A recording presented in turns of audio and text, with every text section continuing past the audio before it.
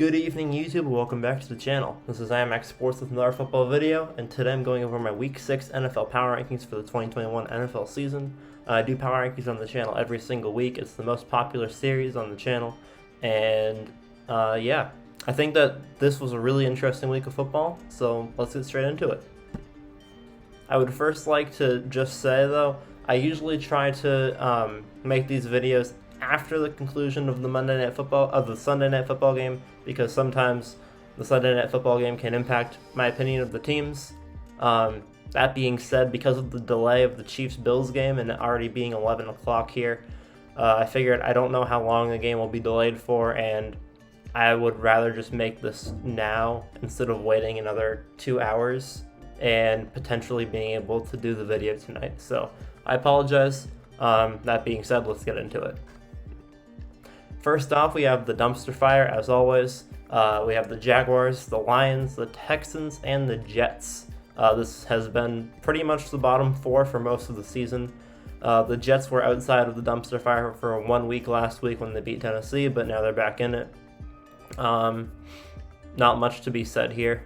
Two of these teams are 0-5, two of them are 1-4. Yeah, not much to be said.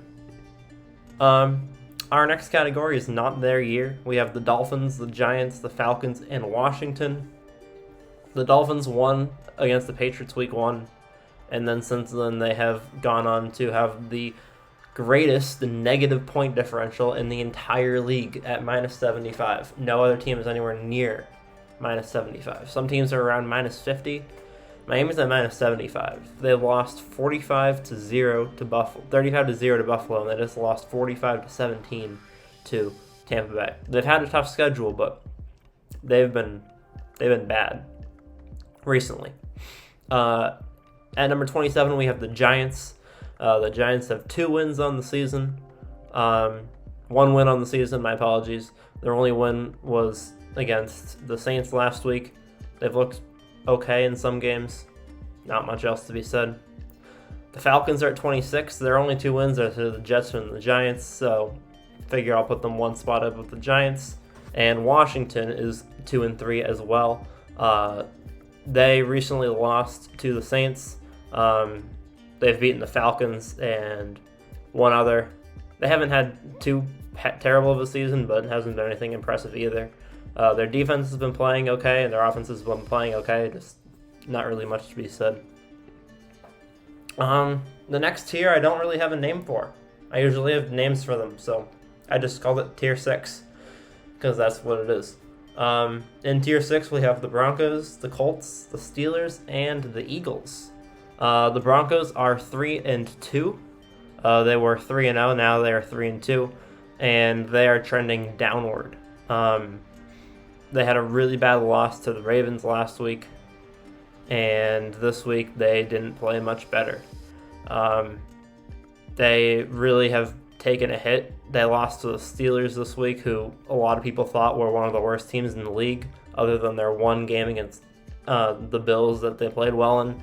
And Denver just hasn't been clicking since. Like the only teams that they've beaten are the Jaguars, the Jets, and the Texans, I think it was those 3. I'm pretty sure. Don't quote me on that. I'm definitely wrong. But I think those were the 3 teams that they beat. Either way, they aren't below anyone that they've beaten. So the Broncos really just aren't playing good football right now. The Colts have had one of the toughest schedules in the league, continuing that streak of bad luck with the Ravens this week. They've won their only game where they played a team that was outside of like the top 10, and that was when they beat Miami last week. So the Colts, I really want to put them higher. I just can't because they haven't played anyone their level. So yeah, I really want to put them higher. I hope that they play a team around their skill pretty soon, so that I can bump them up a bit. At number 22, we have the Steelers. The Steelers have They moved up a couple spots from last week. They jumped ahead of the Colts with this one, and they jumped ahead of the Broncos, and I think they jumped ahead of Washington as well. So they were pretty low last week, but this week they jumped up a little bit after beating the Broncos. Again, I'm not expecting much out of the Broncos, but The Steelers have had their moments. They beat Buffalo in week 1, and then they played a couple of close-ish games. But overall, their offense has not clicked much this year. And so, until I see more from them, they're going to stay towards the bottom. And at number 21, we have the Philadelphia Eagles. The Eagles have had a weird season. They destroyed Atlanta in week 1, then they lost a few games in a row.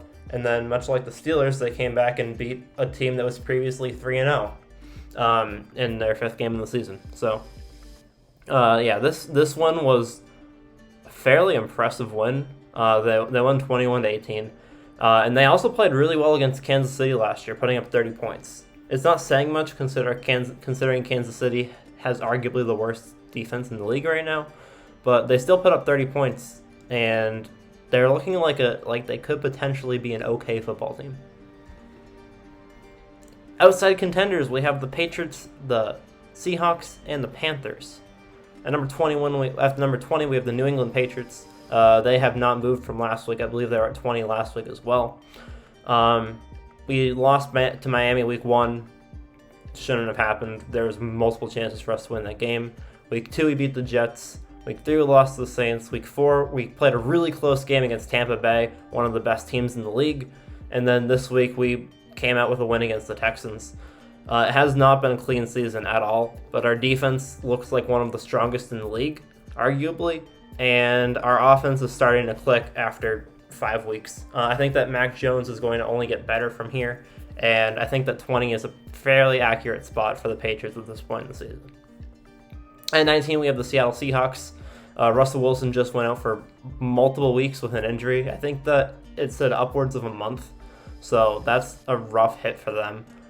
They were trying to come back against the Rams last week, and if Russell Wilson was playing, they might have been able to. They had 2 minutes and a timeout, and the 2-minute warning left, and they just needed to score a touchdown. So Seattle played really well considering Russell Wilson went out. Again, their issue is their defense. They've had one of the worst defenses in the league the last couple of seasons, and until their defense can step it up a little bit, until Russell Wilson comes back, they're probably not going to move very much higher. And at number 18, we have the Carolina Panthers. They won the first 3 weeks of the season, including beating the Saints, who are a fairly strong football team. But the last 2 weeks, they've had 2 fairly bad losses. The first one being getting absolutely demolished by the Cowboys through 3 quarters. They came back towards the end of the game, but through 3 quarters, they were losing 33-14. And then this week, they lost to the Eagles, a not great football team, by 3 points. So Carolina's on a downward trend. We might see them bounce back, but I'm not really so bought on Carolina anymore. I was giving them respect at the beginning of the season, especially after beating the Saints, but after this week, they're not looking too hot. At number 17, we have the Minnesota Vikings. The Vikings, the 49ers, and the Raiders all kind of have dying offenses. They all scored 30 points a game in the first 3 weeks. I think Minnesota scored 86, the 49ers scored 87, and the Raiders scored 88 or 90, something around there. They all are averaging around 30 points. And then the last 2 weeks, none of them have scored over 31. The 49ers have scored 31, the Vikings have scored 23, and the Raiders have scored 26 or 27 in 2 weeks combined. So their offense has started really strong. 49ers started off 2-1, Raiders were 3-0, Vikings were 1-2, and then their offenses all just kind of started falling off the cliff. The Vikings defense has looked strong the last couple of weeks, holding Cleveland to only 14 points and holding the Lions to 17. But their offense is going to need to get back to where the caliber it was at previously if they want to be contenders. The 49ers, they're all over the place. They have like a million injuries every year. I just feel bad for them at this point. They're a really strong football team, but they can never have any consistency. And then the Raiders are doing Raider things. Last year they started off 5-2, and then they finished 8-8. This year they started off 3-0, and now they're currently 3-2. I think the Raiders have a very strong football team, but right now they're on a downward trend, much like the Panthers. The next category is solid 3-2 teams. These are teams that didn't start off 3-0. have looked solid throughout the entirety of the season and have had a couple of iffy games in there, but have played solid football. The Saints have lost to the Giants, which was an iffy game, and then their other loss was to the Panthers. But they've beaten the Patriots, they've beaten the Packers, and they had a good win this week as well against Washington. The Bears are surprising at 3-2. I wasn't expecting them to be doing this well at this point in the season. And they've had a fairly decently tough schedule. They beat the Bengals earlier in the season. The reason why I have the Bengals above them is because I think the Bengals are currently playing better football, especially coming off of an overtime loss to the Packers and a good win last week. So I think that the Bears and the Bengals are both very strong, promising teams. I don't think either of them are Super Bowl contenders for this season. I don't think the Saints are Super Bowl contenders for this season either, but they're all really solid, well-structured teams. Not much else to be said. At number 11 and 10, we have Where's the D? I don't really know if there's anything else for me to say for this entire category. I think I might just stop there and continue. At number 9, we have the Green Bay Packers. The Packers lost 38-3 week 1 against the Saints, and then since then they have been the Green Bay Packers. They've played great football. They're 4-1. Week 1 at this point is completely innocuous. It doesn't have any impact on my opinion of the Packers currently. They're playing very solid, very well-structured football. At number 8, we have the Cleveland Browns. The Browns were sitting at 11 for like a solid 3 weeks straight, and people were getting mad at me because they thought that the Browns were better than 11. And then they lost this week, so I bumped them up to 8. I said that if the Browns beat the Chargers, then they'd be somewhere between like 3 and 10. And if they lost, then they'd probably stay at 11. But they played a really good game, and I really didn't want to. I thought that they really deserved to be in the top 10 after that game. This was their second year in a row, losing 47-42 to a playoff team. Last year they lost to the Ravens. This year it was to the Chargers. Their offense has up and down days, but they have more ups than downs. And their defense has up and down days too, but I think their defense sometimes has more downs than ups. This game they were winning 35-28 with very little time left on the clock, and the Chargers were able to get 3 quick scores, actually. Yeah, they were able to get 3 quick scores to make it a victory for the Chargers. So, yeah, the Browns gave up 26 points in the fourth quarter. And so the reason why the Browns aren't higher is because they easily could have won the Chargers and the Chiefs games, and they could very easily be 5-0 right now. But both of those games, they just collapsed in the fourth quarter. And I don't know and I can't really put them as an elite team if they collapse in the fourth quarter against strong opponents. And at number 7, we have the Baltimore Ravens. The Ravens are one higher than the Browns for that exact reason. The Ravens came back and beat the Chiefs in the fourth quarter. They were able to come in the fourth quarter down against Patrick Mahomes and win. So that's why I have the Ravens ahead of the Browns. They also played a really strong game last week against the Broncos, and I expect them to win against the Colts. Next category is our top tier teams. We have the Buccaneers, we have the Cowboys, and we have the Rams. The Buccaneers were put in a timeout last week. I put them down at like 9 because their offense played really bad against the Patriots defense. Part of it was probably because Tom Brady was back in Gillette, and it was kind of a weird game overall. It was also really wet and rainy, but I figured I'd knock them down a little bit for 1 week, and then this week they came back and they beat Miami 45-17. So the only reason why I have the Cowboys above the Buccaneers is because I think the Cowboys are on a better trend right now. They're averaging over 40 points a game the last 3 weeks, which is insane.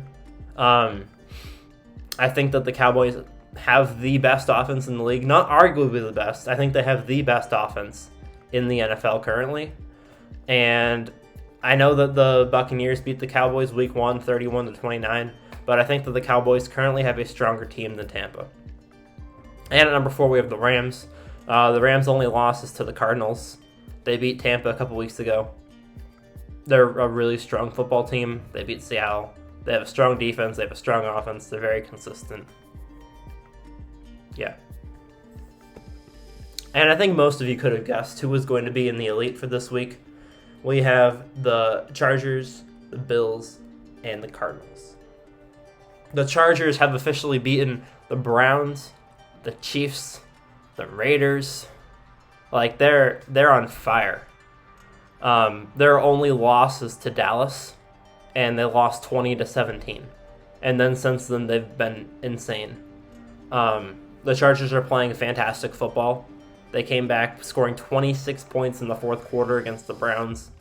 And Justin Herbert is doing as I expected. At the beginning of the season, I said that the Cardinals would be the best team in the NFC. And I said that the Chargers would be the best team I said that the Bills and the Chargers would be the 2 best teams in the AFC. The only reason why I didn't predict the Chiefs to lose the division to the Chargers was because you don't bet against Patrick Mahomes. But their defense has played so bad that the Chiefs are arguably one of the best, if not the best team in the AFC right now. So, yeah. The Chargers proved themselves today, and the Bills have been proving themselves every game since week 1. And then obviously at number 1 we have the Arizona Cardinals. They played a kind of a rough game against the 49ers this week. I almost gave Buffalo the number 1 spot for this week, just because the Cardinals game was a little rough against the 49ers team that hasn't been too impressive recently. But I think that the Cardinals still deserve to be number 1 until they lose a game. They're undefeated, and the way that the Bills can claim that number 1 spot is to beat Arizona head-to-head. They will be playing at some point in the season, so if Arizona hasn't lost by the Bills-Cardinals game, then the Bills have a chance to claim that number 1 spot.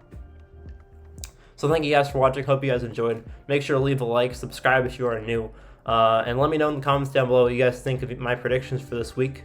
Again, I apologize if the Chiefs come back and beat the Bills. I really do. If they do, then the Chiefs will probably be somewhere like between 5 and 10. I still think Buffalo is a stronger team, even if the Chiefs do win the game. But yeah, for right now, these are my power rankings. I apologize also for not making a predictions video for last week. I had a super busy week and I just couldn't do it. So thank you guys again for watching. I'll see you guys all in the next one. Peace.